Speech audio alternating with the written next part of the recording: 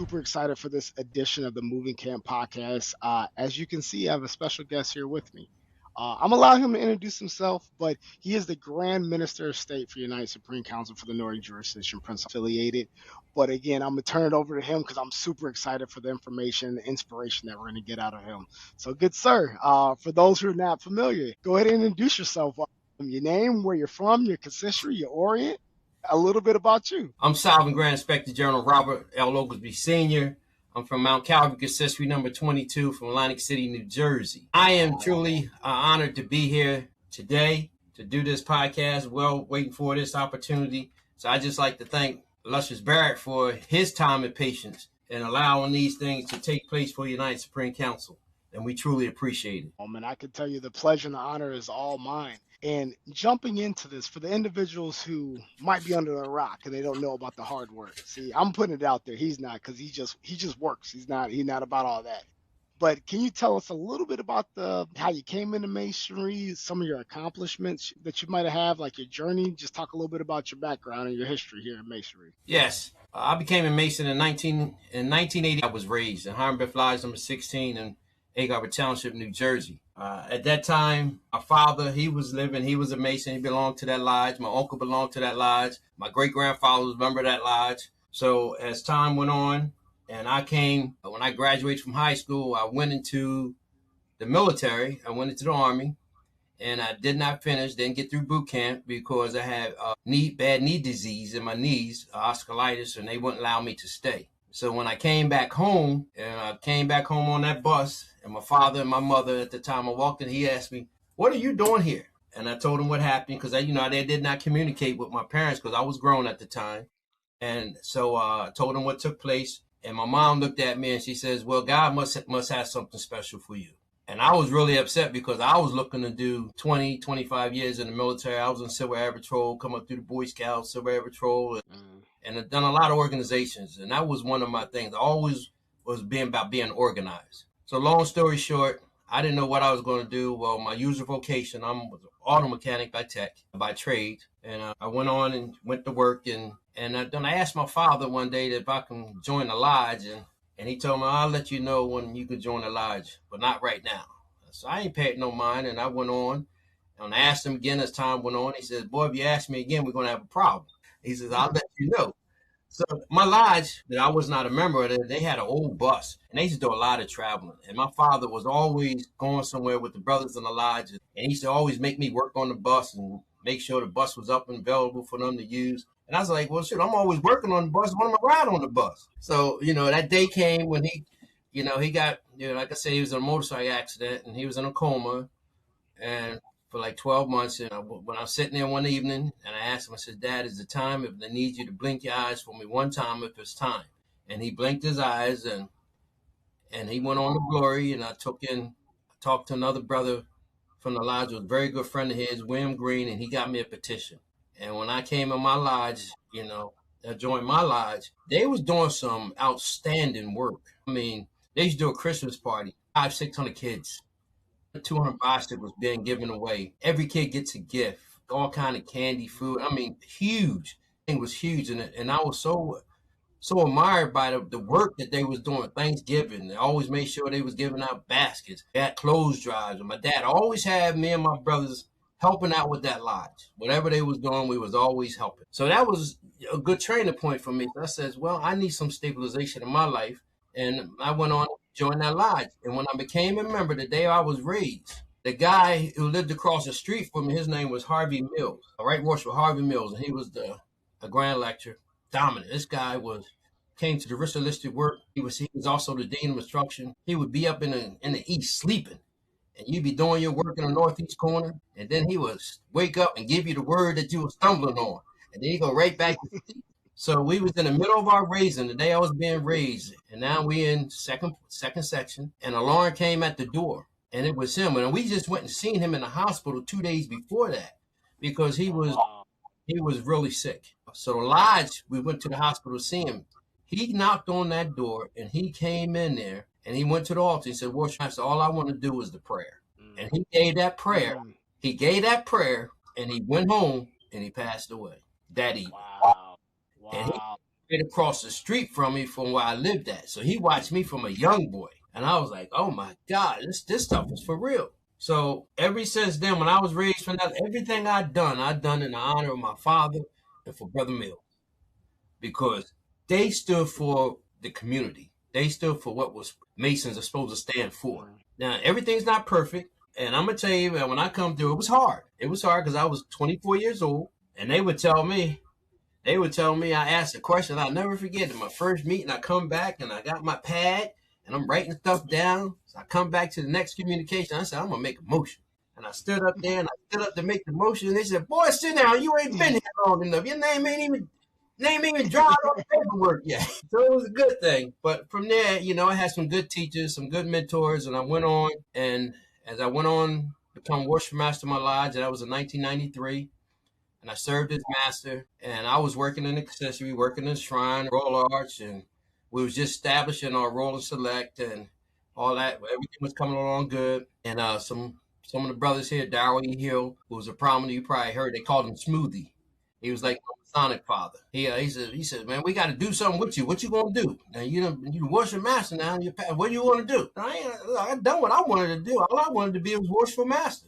I said, I'm gonna sit back and relax. He said, nah, you can't sit back and relax. You're too young. There's too much to do. So Henry Yarbrough, he was around there, Passport Yarbrough from my Azure Temple number 38. He talked to me about he wanted to run me from a pair out of guard. I said, that's not my love. That's not my love. I said, ancient craft masonry where I'm at. And I says, he says, well, what Smoothie says, well, what are you talking about? He says, well, you want to be grandmaster? I said, if the opportunity ever come, I'd like to be grandmaster. He said, well, that's what we're going to work on. And they started working me within my Grand Lodge. And I came through the ranks in the Grand Lodge. I served as the assistant district grand lecturer for the third OES district first. Then I served as assistant lecturer for the men. Then I served as the lecturer for the third Masonic district. Then I served as district deputy grand master for the third district. And then I served as district deputy grand master at large for our Grand Lodge. I was a district at large. And then I went on and became junior grand warden. So, but a lot of times today, it's three important words that I always tell these young master masons. It's about time, patience, and application, and it means a lot. It means a lot. You gotta put the time in. You have to put the time in. There's so many times a day that they want to come and be the master, be grandmaster, pearl potentate, sovereign grand commander, and they ain't been in but a year. It's good inspiration, but I mean, but they coming hard. You gotta earn it. It's an honor, and that's what. And masonry is about honor. It's about honor. You got to earn your way. Too many times we just want to come out the chair and want to throw our name in the hat. But where's your work? When you skip that work, you skipping everything because you're not learning nothing. First of all, you don't know nothing because you just come out the chair. And we know as masters, we think we know it all. God forbid, as soon as we get to be a past master, you can't tell us nothing. Right. Hey, I got it. But that's when the work begins, because now you have to become that teacher. You got to become that teacher. You got to be that motivator. You got to be that leader. You got to want to inspire. You got to be the one that, okay, here's chaos in this corner. How can I get that? How can I inspire these brothers to work together in peace, love, and unity? That's when you got to get into that beehive. We got to go into our Masonic lectures, and the guys forget that. All they think about, well, I'm the Grand Minister of the state. So what? But what have you done? What have you done? Give me your body of work. Let your work speak for you. They say, well, God said what's for you is for you. Facts. That's what the young kids say. They say facts. Yeah, I'm learning that.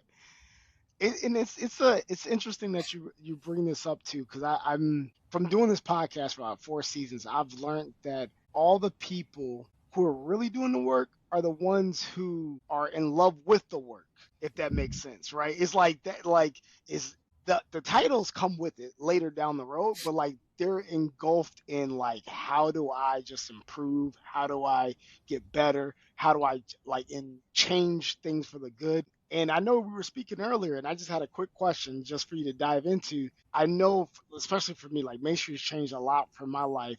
You as a leader within masonry, like what are some things that are changed, and like what are some like your leadership philosophies, and if that young brother that's looking at it this podcast like a year from now, what should they be like working on to make themselves a better Mason as far as a leader is concerned? You know what I mean? Earning their way. Earning their way. And you earn your way by earning your wages. Earning your wages. And that's why I go back to that time, patience, and application. Because you got to have the time to study, the time to put the work in, the time away from your family, your loved ones, and everybody else. And then you got to have the patience. When you put all this together, you got to be able to have patience to communicate.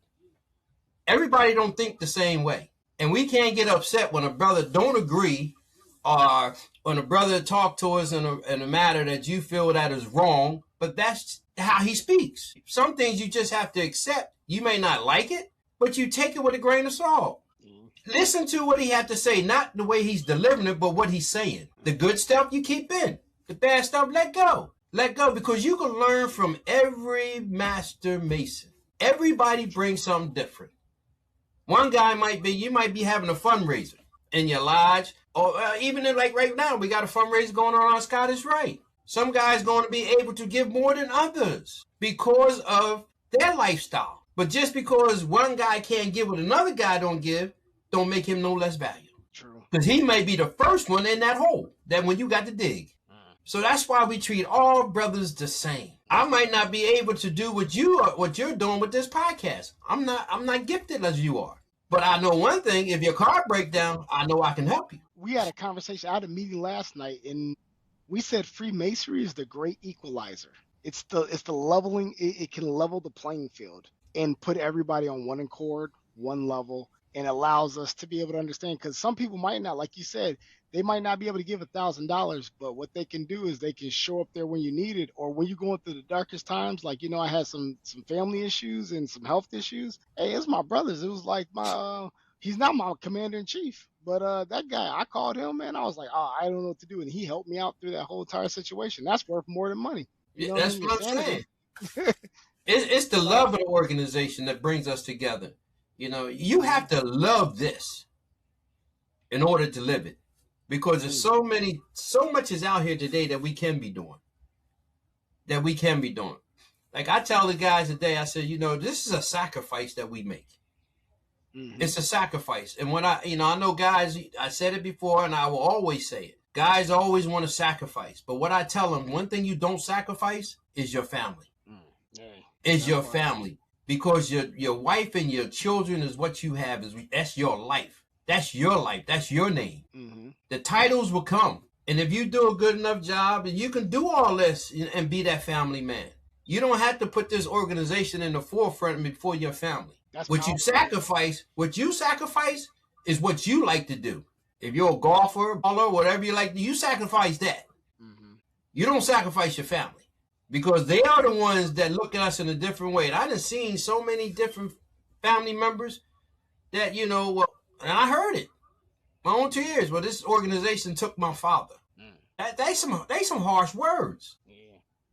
And it hit hard and it hit deep. So we got to be careful what we do. And especially if you have these young men and you want to be part of the organization. And like I said, my son, he's a Mason. I got one son, he's a Mason. But he got a young family that he's raising now. But he came to the lodge when I was Grand Master my second year. He was Worship Master in my lodge. My brother, he's a Mason. He was District Deputy Grand Master when I was Grand Master. So it runs in the family, but you got to keep it in the family. Gotcha. But when it's time to take care of your family, that comes first.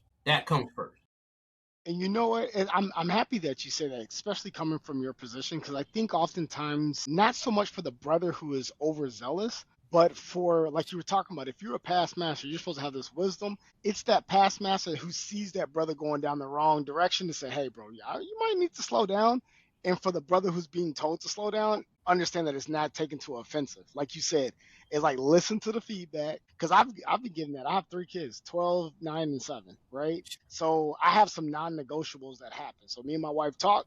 If these things happen, it don't matter what's going on in masonry. I'm there with the family, right? Like it just has to be that in order to have that balance. But then everybody's happy. And sometimes you just need a course correction. Sometimes you need a little bop on the head. It's okay. We're all men. Yeah, but God knows best. God knows best. And as long as you're doing what you're supposed to do, you're going to be all right. You're gonna be all right. You can do the family, have all the respect that you're supposed to have for them, and this organization will be there for you. Mm-hmm. When the time comes for you to serve, you'll be able to serve. If it was here before us, it's gonna be here after us. Hey. Like I say to these guys, I said the men that wrote these books, the Constitution and the rituals, it was wise and virtuous men. But I always said one thing: look at the rules and regulations. Mm-hmm. Why so strenuous rules and regulations? Because they knew we was gonna mess it up.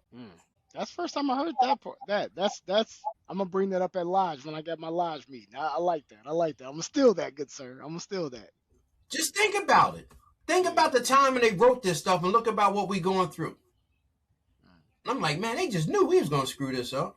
Hey, I like the insight. And it's the grand architect of the universe, divine design. That's the way I look at it, divine design. And real quick, one last question I want, and this is specifically, I would say for the members of the Scottish Rite, right?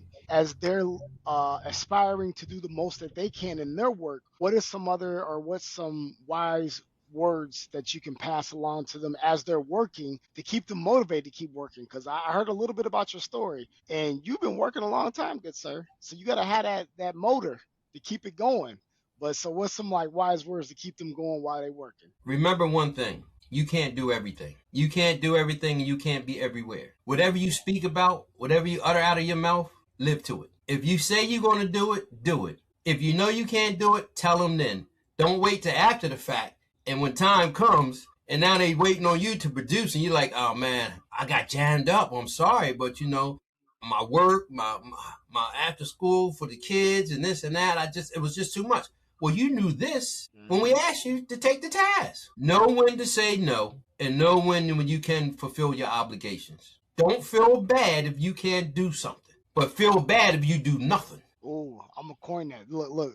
With technology, I'm gonna make sure the time stands. Like I tell you, I says, look, me as being when I was grandmaster, when I was deputy, and right now I tell, listen, they had to call me big excuse. I said, I understand you can't make everything. I understand that. I'm obligated. I understand you can't make everything, but I do know one thing: you can't miss everything. So fulfill your obligation, because when the time comes, when I got all these X's next to your name because you didn't do what you were supposed to do, but yet you said you were, I lost. It's a lot. No, I'm right here. I'm right here. And so it's a lot. And I think you said I like that. You said you can't make it to everything, but you can't miss everything. So like that's a lot of people need to hear that message. A lot of people need to hear that message. Whatever you say you're going to do, be that man and do it. Mm-hmm. And if you can't do it, speak up. That don't make you no less of a person. I have more respect when somebody says, listen, I can't do XYZ, but I can do this. Well, no, hey. And I love it. And this is one thing when we have these podcasts is we want these little nuggets to be able to come through so that members as you're watching, please share this with your consistories, with your lodges, with your temples, with your chapters, anybody, because it's universal information. It's not specific just for the Scottish Rite. This can be applied to anything that people do. So while we're on this publicly, I want to make sure, good sir, to give you your roses now. I appreciate the time you spent and being patient with me as we communicated. And thank you so much for coming on to the Moving Camp podcast. It was a phenomenal time, sir. Thank you. It was an honor. It was a blessing. But I say to all, keep your hands in God's hands and everything's going to be all right. Because we're working for the betterment of the craft. We're working for our good Lord and our Savior, Jesus Christ. Thank you, sir. No problem. Thank you.